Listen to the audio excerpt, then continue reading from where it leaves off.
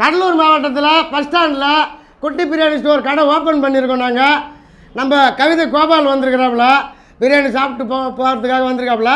அவர் கவிதைகளை ஒன்று எடுத்து விட சொல்லு. இப்போ பார்க்கலாமா?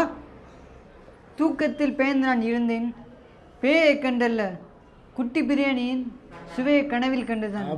குட்டி பிரியாணியின் நட்பு என்பது என் கல்லறைவரையின் கல்லறை. ஓகே, சூப்பர் சூப்பர்ண்ணா.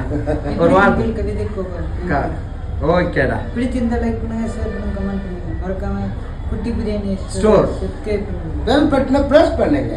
ஃப்ரெண்ட்ஸ், நான் உங்கள் நண்பன் குட்டி. சென்னையிலேருந்து குட்டி பிரியாணி ஸ்டோருக்கு கவிதை கோபால் வந்திருக்காரு. அவரோட ட்ரெண்டிங் கவிதையை சொல்ல போகிறாரு. ரொம்ப ஃபேமஸான கவிதை, கேளுங்க. கடல் நீர் முப்புத்தான், கண்ணீர் முப்புத்தான், கண்மணியே உன்னை காதலித்தேன், தப்புத்தான் தப்புத்தான் தப்புத்தான். நன்றி, வணக்கம். இப்படி உங்கள் கவிதை கோபால். சாப்பிடுங்க, சாப்பிடுங்க.